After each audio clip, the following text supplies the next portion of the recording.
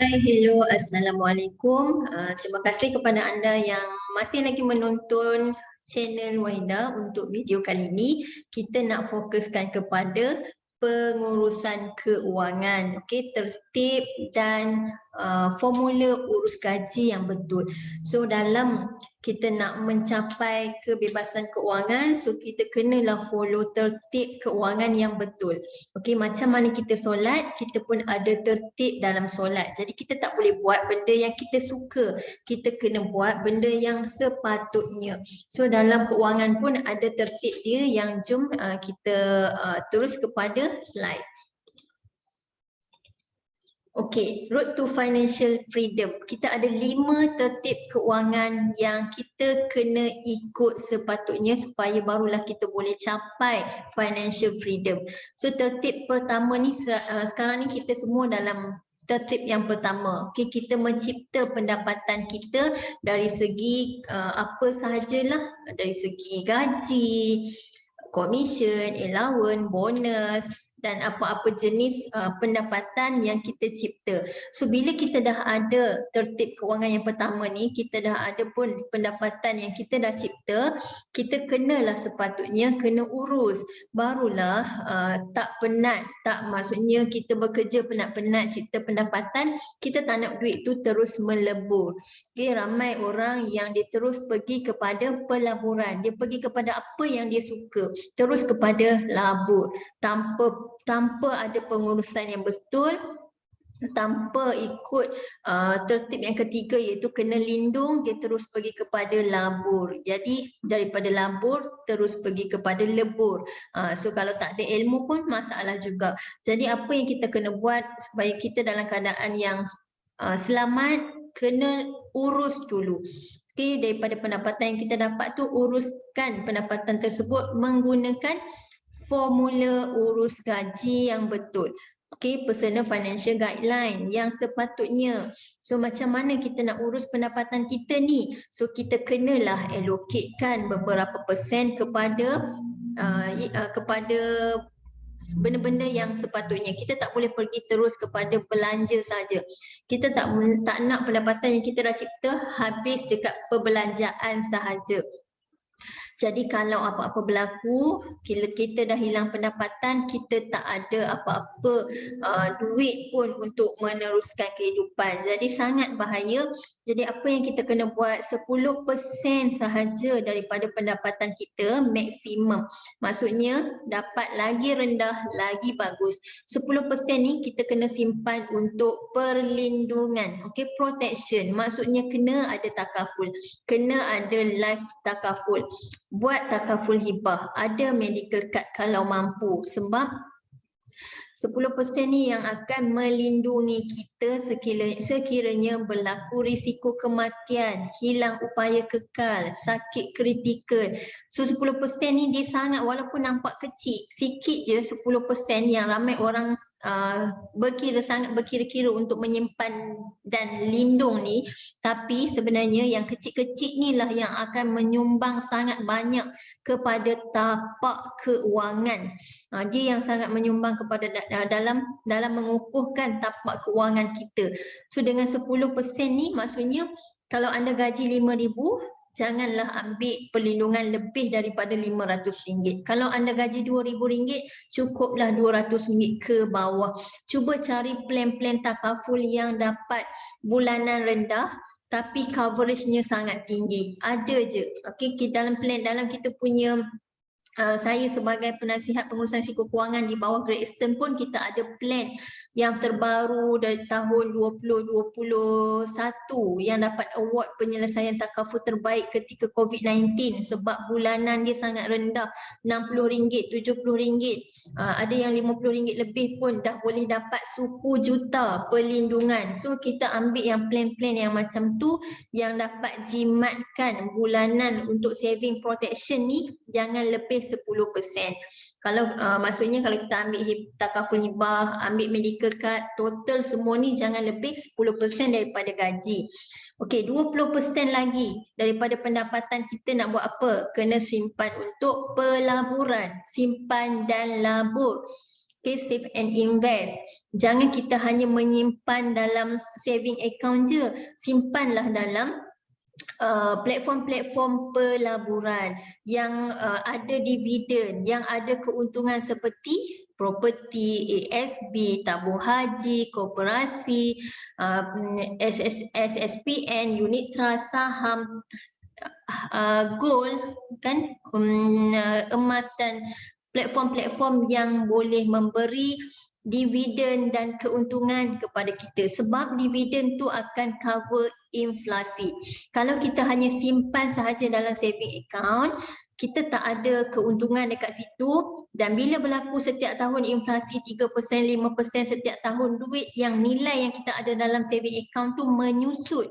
So dia tak sama nilai. Yang kita simpan hari ni dengan 2-3 tahun akan datang dah tak sama nilai. Tapi kalau kita menyimpan dalam platform-platform pelaburan ni, kita bolehlah cover kos inflasi. Sebab dengan dividen yang kita dapat lebih 5% pun sebenarnya. Kalau ASB sekurang-kurangnya 5% dividen yang kita boleh dapat. So 60% lagi, selebihnya 60% maksimum. Ini yang sepatutnya kita kena gunakan untuk komitmen sahaja. Kita tak boleh nak guna semua pendapatan kita allocatekan kepada komitmen. Jadi sangat bahaya. Hari ni kita ada duit, kita ada pekerjaan, kita allocatekan semua dalam komitmen. Tapi bila hilang pendapatan disebabkan risiko hilang upaya kekal ke kematian, sakit kritikal, kita dah hilang pendapatan sebab dah tak boleh bekerja, apa lagi, siapa yang boleh bantu kita untuk meneruskan kos sara hidup kalau kita tak menyimpan 30% ni.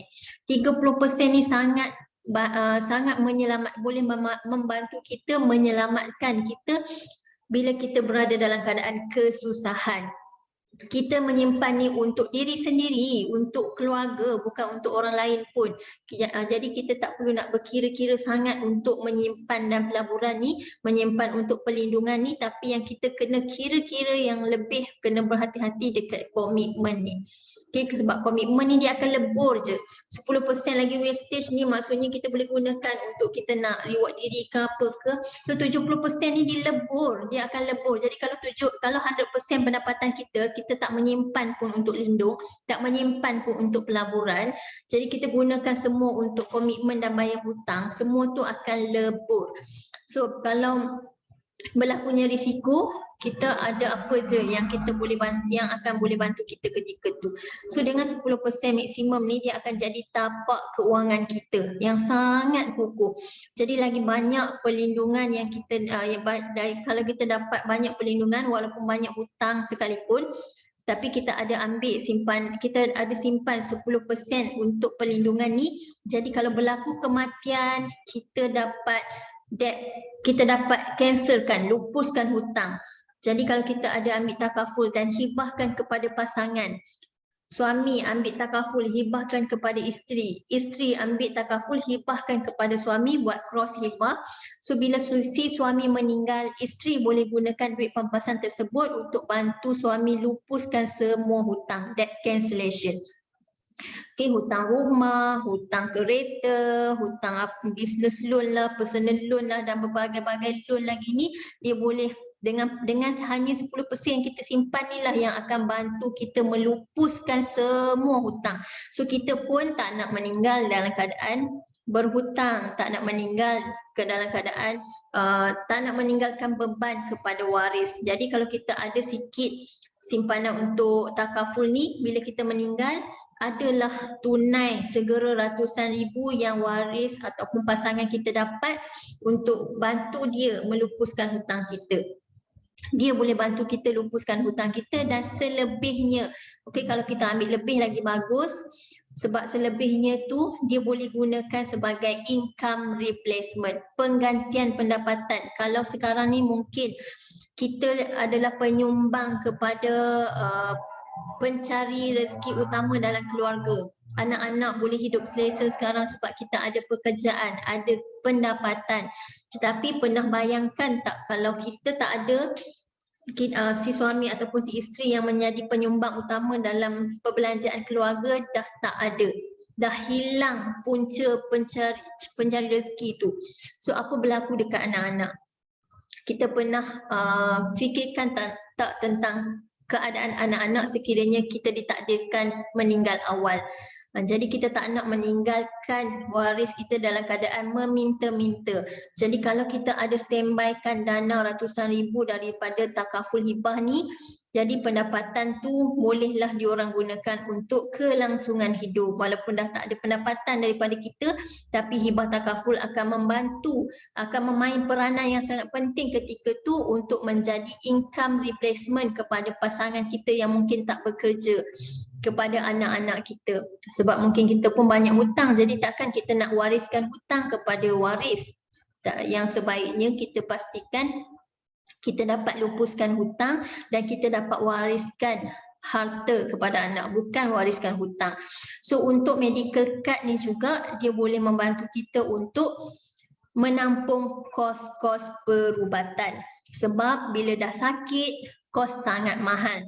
Kos perubatan sangat mahal, tapi kita tak adalah penting sangat untuk medical card ni sebab kita ada pilihan, kita ada hospital kerajaan. Tapi kalau dekat luar negara, diorang tak ada hospital kerajaan, diorang kena ada medical card untuk menampung kos perubatan. Tapi kalau kita mampu untuk ambil kos medical, untuk ambil medical card ni, so bolehlah ambil supaya kita bila kita sakit kita ada duit, bila kita berada dalam kesusahan kita ada pampasan daripada hibah takaful yang boleh bantu kita ketika tu. So better kita sakit dalam keadaan berduit. Kalau kita sakit dalam keadaan tak berduit, dia akan jadi 2 kali sakit. So 20% minimum yang kita investkan ni tadi, kalau lebih banyak lagi bagus. Maksudnya kalau tak dapat 20% ni hanya minimum. Kalau dapat kita dapat allocatekan lebih daripada 20% untuk simpan dan labur dalam platform-platform pelaburan yang saya terangkan tadi ni, lagi bagus sebab ini lagi banyak kita menyimpan, lagi banyaklah dana persaraan, retirement fund, dana persaraan kita nanti. So kalau kita bersara, kalau kita dah dari awal kita menyimpan dan labur ni lebih 20%, so kita dapatlah dana yang lebih untuk bila bersara nanti. So anak-anak pun ada education fund yang kita tak perlu dah nak anak-anak tak perlu dah nak buat peminjam, nak buat apa loan untuk education. So kita daripada sini pun kita boleh allocatekan dana pendidikan untuk anak-anak. So bila kita dah lindung, bila kita dah urus, kita lindung, barulah pergi kepada pelaburan, macam apa-apa pelaburan saham ke, tapi saham pun kena ada ilmu. Kalau tak ada ilmu, kita akan jadi lebur lah, labur tu akan jadi lebur. So barulah kita akan pergi kepada pewarisan, agih harta kita. Jadi kalau kita tak settle bahagian pengurusan, meninggal dalam keadaan berhutang, rumah walaupun ada sekarang ada aset rumah, ada kereta, tapi kalau meninggal hutang tak dapat disettlekan sebab kita tak ada dana pun untuk pelupusan hutang ni, kita tak allocatekan sikit pun 10% untuk adakan reserve cash tunai kepada waris supaya dia boleh gunakan duit tu sebagai dana pelupusan hutang. Jadi harta-harta yang kita ada ni bukan dapat diwariskan pun, tak dapat nak diwariskan pun sebab masih lagi under loan. So benda tu tak boleh nak ditukar nama. Selagi loan tak settle, benda tu tak boleh nak ditukar nama dan tak boleh nak dijadikan aset untuk kita wariskan kepada anak-anak. So Weda harap anda jelas tentang road to financial freedom, tertib kewangan dan formula urus gaji yang sebetulnya yang kita kena follow supaya kita pun dalam keadaan kewangan kita tak dan tak terlalu cacah merbah lah. At least kita ikutlah sikit supaya kita dapat on track dan kita tidak menjadi salah seorang kepada penyumbang 70% rakyat Malaysia tak ada simpanan dan banyaknya hutang. So kalau anda ada apa-apa isu ataupun persoalan, boleh tulis dekat ruang komen di bawah untuk kita bincang di sesi akan datang. So terima kasih kepada anda, jangan lupa like dan tekan subscribe dan share kepada kenalan anda supaya ilmu ni kita dapat kongsikan bukan je kepada kawan-kawan, mungkin kita boleh terapkan juga kepada anak-anak kita nanti. Assalamualaikum dan salam sejahtera.